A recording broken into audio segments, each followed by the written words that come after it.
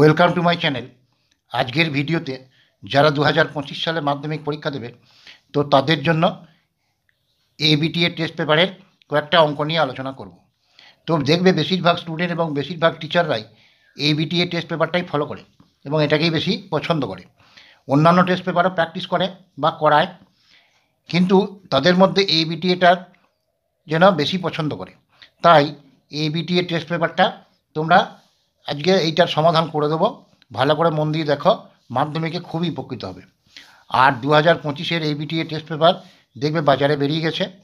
যারা পেয়েছো, যারা না পেয়েছো তোমাদের পাশের দোকান থেকে বা কাউকে বলে রেখে সংগ্রহ করে নাও, দিয়ে এবিটিএ টেস্ট পেপারটা প্রথমে সলিউশন করো। অন্যান্য টেস্ট পেপারও করবে, প্র্যাকটিস তো করতেই হবে। তো মাধ্যমিকে ভালো রেজাল্ট করতে হলে তোমাকে যে কোনো একটা টেস্ট পেপার ফলো করে করতেই হবে। তো আজকে দেখো এই ত্রিকোণমিতির একটা অঙ্ক, এই কয়েকটাই অঙ্ক দেওয়া আছে। তো দুটো দেখবে পরে তোমাদের ত্রিকোণমিতি 5 নম্বর পেয়ে যাবে সলিড। এবং লক্ষ্য করে দেখবে বিগত বছরের কোশ্চেন পেপারগুলো মাধ্যমিকের, যে হাইট অ্যান্ড ডিস্টেন্সের যে অঙ্কটা, সেই অঙ্কটা দেখবে হুবহু বই থেকে কিন্তু তুলে দেয় না। এগুলো একটু ঘুরিয়ে ফিরিয়ে কিন্তু থাকে, সিলেবাসের মধ্যেকারই অঙ্ক কিন্তু একটু অন্যরকমভাবে দেওয়া থাকে। তোমরা ফলো করে দেখবে মাধ্যমিকের কোশ্চেন পেপার। যদি তোমাদের কাছে থেকে থাকে ভালো করে বিগত 10-12 বছরের কোশ্চেন পেপার ফলো করবে। আর যদি না থাকে আমাকে হোয়াটসঅ্যাপ নাম্বারে যোগাযোগ করতে পারো। বিগত 2008 সাল থেকে 2024 সালের পর্যন্ত যে মাধ্যমিকের অঙ্কের কোশ্চেন পেপার পেয়ে যাবে, এই হোয়াটসঅ্যাপ নাম্বারে যোগাযোগ করবে। দেখো অঙ্কটা বলেছে দুটি স্তম্ভের উচ্চতা H1 ও H2 মিটার। দ্বিতীয় স্তম্ভের গোড়া থেকে প্রথমটির চূড়ার উন্নতিকোণ 60 ডিগ্রি এবং প্রথমটির গোড়া থেকে দ্বিতীয়টির চূড়ার উন্নতিকোণ 45 ডিগ্রি হলে দেখাও যে H1 স্কোয়ার সমান 3H2 স্কোয়ার। এই অঙ্কটা দেখবে তোমাদের টেক্সট বইতে নাই। এখানে দেখো অঙ্কটা আমি লিখে রেখেছি। দুটি স্তম্ভের উচ্চতা H1 ও H2 মিটার। দ্বিতীয় স্তম্ভের গোড়া থেকে প্রথমটির চূড়ার উন্নতিকোণ 60 ডিগ্রি এবং প্রথমটির গোড়া থেকে দ্বিতীয়টির চূড়ার উন্নতিকোণ 45 ডিগ্রি। প্রমাণ করো H1 স্কোয়ার সমান 3H2 স্কোয়ার। তারা মাধ্যমিকের কোশ্চেন পেপার ফলো করে দেখবে বিগত বছরে এই অঙ্কটা কিন্তু পড়েছে, অনেকবারই পড়েছে।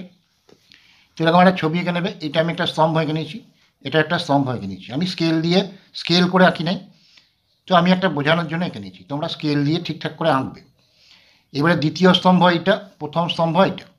দ্বিতীয়টার গোড়া থেকে মানে এখান থেকে প্রথমটার চূড়ার উন্নতিকোণ মানে এটা 60 ডিগ্রি, উন্নতিকোণ মানে এটার উপর দিকে দিয়েছি।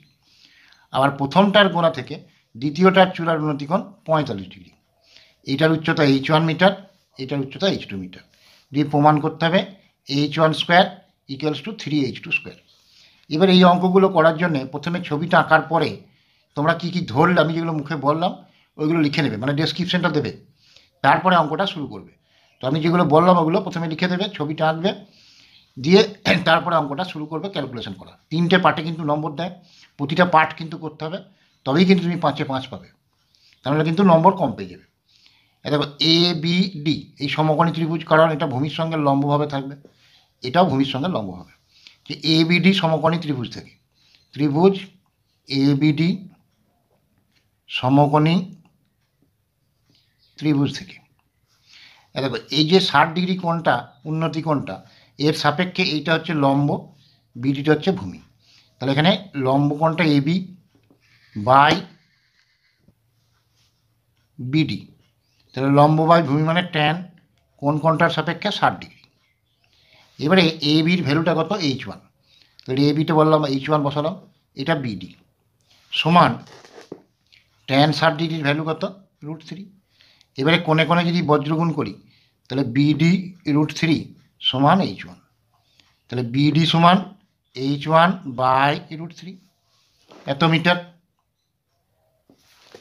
এরপরে আবার এই ত্রিভুজটা থেকে নিচ্ছি, ত্রিভুজ BCD সমকোণী ত্রিভুজ থেকে, ত্রিভুজ BCD সমকোণী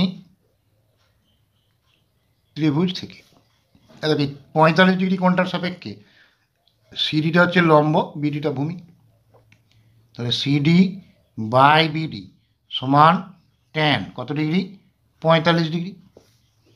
তাহলে সিডির ভ্যালুটা কত H2 বাই বিডি মানে বিডি জানি না, ট্যান 45 ডিগ্রি ভ্যালু হচ্ছে 1।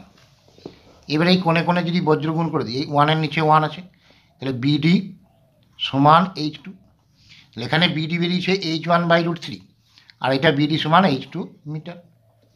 এবার এই বিডি আর বিডি তো সমান, একই সরলরেখাংশ, এই বিডিটা সমান দুটো ক্ষেত্রেই। তাহলে এই সমীকরণটার বাঁ দিকে যা আছে এরও বাঁ দিকে তাই আছে। তাহলে এই দুটো যদি সমান হয় তাহলে ডান পক্ষটা সমান হবে। তাহলে H1/√3 সমান H2।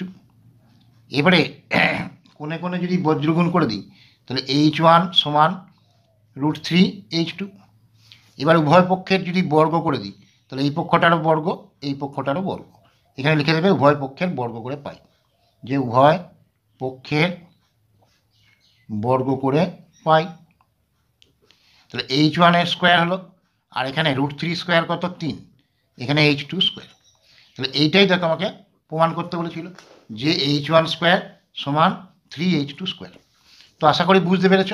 তো তাতেও যদি কোনো অসুবিধা থেকে থাকে বা কোনো অঙ্কের প্রবলেম থেকে থাকে যে কোনো টেস্ট পেপারের, এবিটি তো বটেই, তো আমাকে হোয়াটসঅ্যাপে জানাতে পারো, হোয়াটসঅ্যাপে যোগাযোগ করতে পারো। ভিডিও ভালো লাগলে লাইক করো, শেয়ার করো, সাবস্ক্রাইব করো।